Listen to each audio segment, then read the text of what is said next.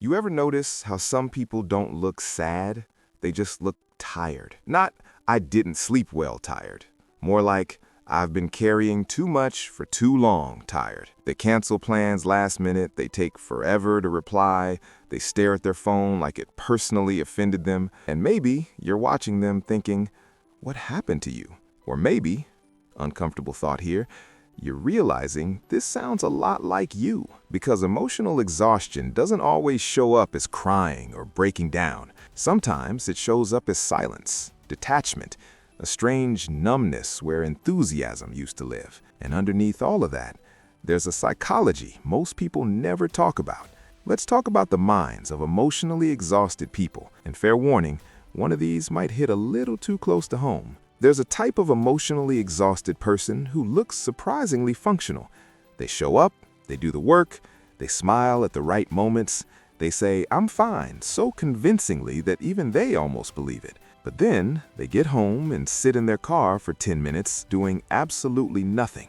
No music, no phone, just staring, because their brain is fried. Psychologically, this happens when someone has been in survival mode for too long. Their nervous system never gets to shut off. They're constantly scanning, anticipating, managing expectations. So eventually, their mind adapts by going numb. Not because they don't care, but because caring costs too much energy. If this is you, you might feel strangely disconnected from things you know you should enjoy. Hobbies feel like chores, conversations feel like effort, and rest doesn't feel refreshing, it just feels like time passing. Then there's another type. This one used to be the emotional support human for everyone else. The friend who listens, the coworker who fixes problems, the family member who keeps the peace. They're the one people trauma dump on without asking. At first, they didn't mind. Helping made them feel useful, needed, important.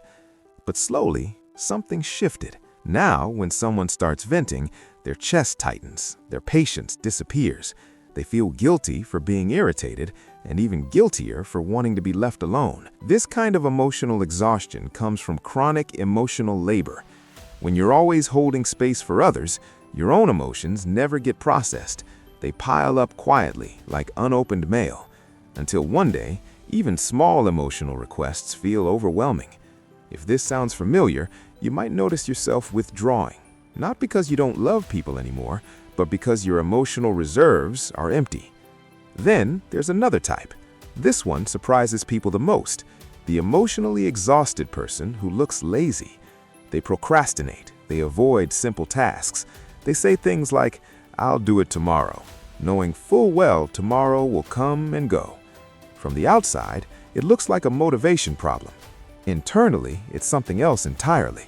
Psychologically, emotional exhaustion often destroys executive function, the part of the brain responsible for planning, initiating tasks, and decision-making.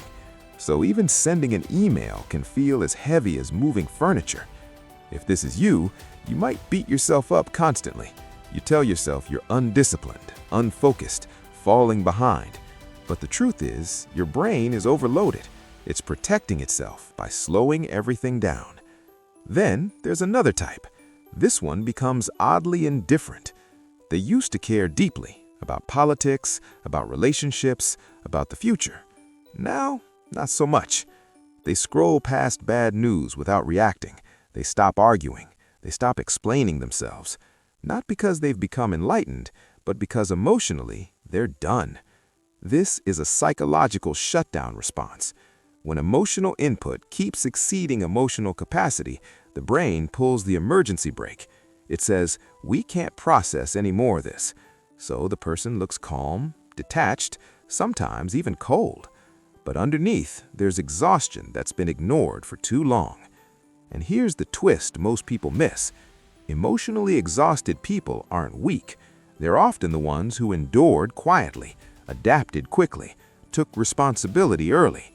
They didn't break when things got hard. They just kept going until their mind said, "Enough." So if you're watching this and recognizing yourself, here's something important to hear. Your exhaustion isn't a failure, it's information. It's your psychology telling you that something needs to change.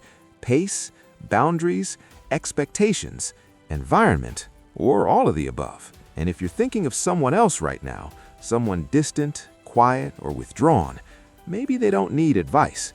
Maybe they just need space to rest without being judged. So let me ask you, which one did you recognize first? And what has your exhaustion been trying to tell you? If this made you feel seen, stay here. There's more psychology beneath the surface, and you're not as alone in this as you think.